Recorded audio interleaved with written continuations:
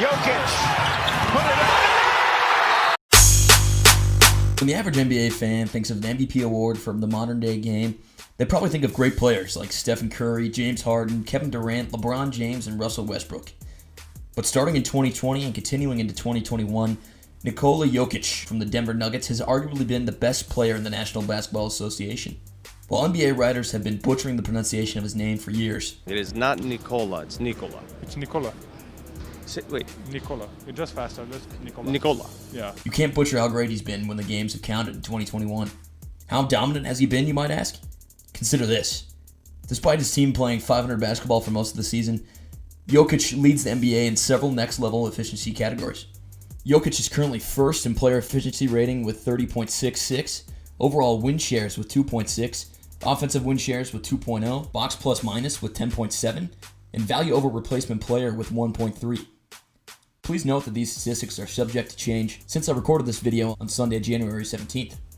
But what do his impressive statistics exactly mean? Well, in a nutshell, Jokic is basically the most efficient player on the court. Whoever the Nuggets play against this season, Jokic is basically the best overall player. Rebounding the basketball, taking the right jump shot, passing the ball when somebody is open, and not forcing that many contested shots. He might not ever win a dunk contest, but these next level statistics prove he's a major reason why the Nuggets are still a problem to deal with on a game-to-game basis. But should efficiency ratings put Jokic over such great scorers this season like Kevin Durant, Steph, and even Bradley Beal? Well, to answer that question, let's look at the PER from previous MVP winners. I'm picking PER because this statistic is the most approved stat at evaluating overall greatness and efficiency.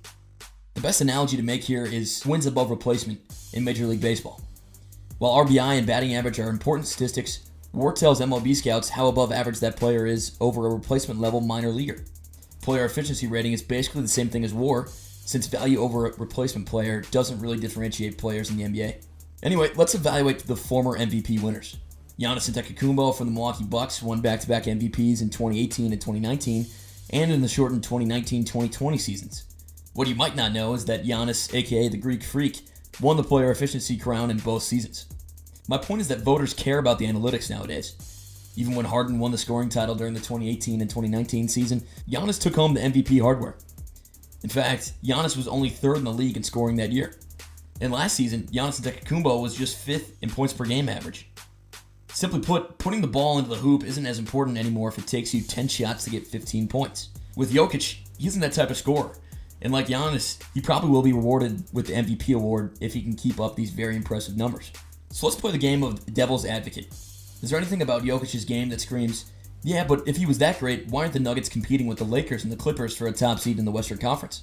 First of all, the season is still very young, and the Nuggets have plenty of talent in their starting lineup to get back into the top tier of the Western Conference. Secondly, it's just hard to take the MVP award away from Jokic if his player efficiency rating numbers continue to be fantastic.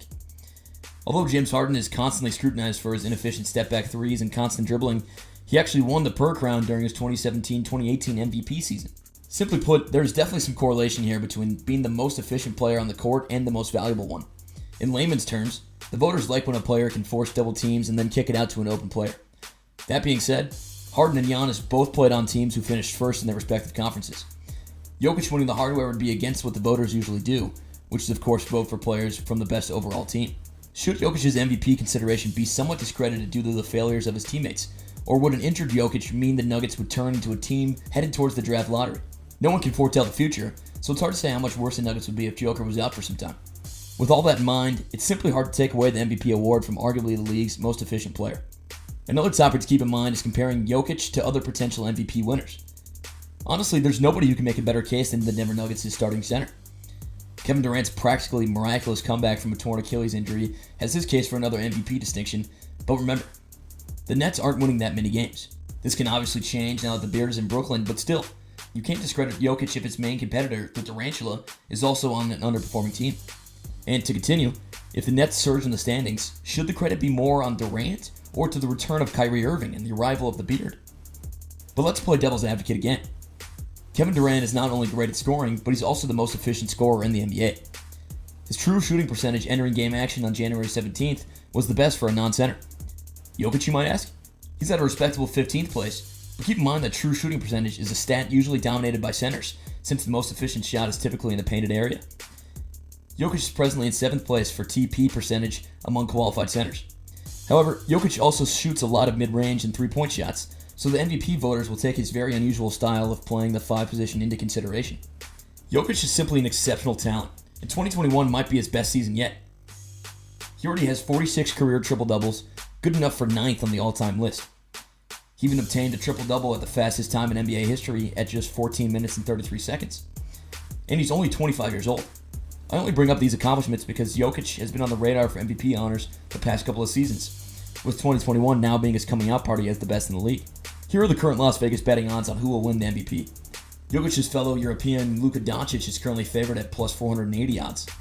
Last year's reigning MVP Giannis Antetokounmpo is looking to three-peat with plus 600. Two other superstars in Kevin Durant and Steph Curry fill out the top 4 with plus 700 and plus 750 odds respectively.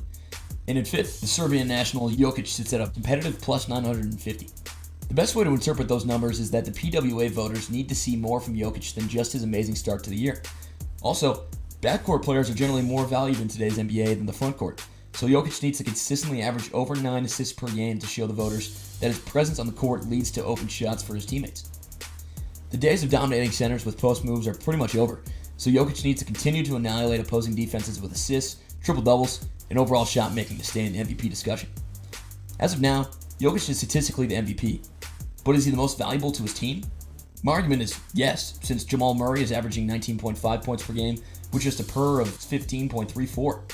Michael Porter Jr., while a very good up-and-coming baller, is generally not their best isolation player. So, when Murray isn't performing, it's up to the Joker to save the day, and the Serbian-born guy has pretty much done that in 2021. Don't believe me? He's the best player on the Nuggets in terms of points, rebounds, assists, and even steals.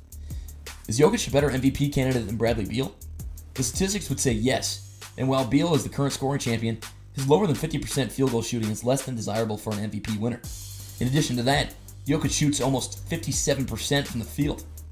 This is even better than Stephen Curry. Curry has a distinguishable right to his 3rd MVP since he's trying to lead Golden State into the playoffs without his fellow Splash brother Klay Thompson. But he's still has Draymond Green and Andrew Wiggins. The voters won't just say Curry is doing it all on his own, just like Jokic still has Porter Jr. and Murray. What's my final take? Jokic should win the MVP award if he continues to lead the league in PER, win shares, and value over replacement player. Forget about scoring. Bradley Beal and Luka Jokic can put the ball through the net, but there's also a reason why their Wizards and Mavericks are struggling. That puts Jokic in prime territory to take the crown. Let's just hope he keeps balling and doesn't pull something like this again soon. That one is off, and Jokic rather is going to the Joker, is what they call him. And that was something. This is what he did. Rondo, yeah. Normally players try to throw it hard off the opposing team. Jokic just handed it to. Isn't that funny? Handed it to Rondo.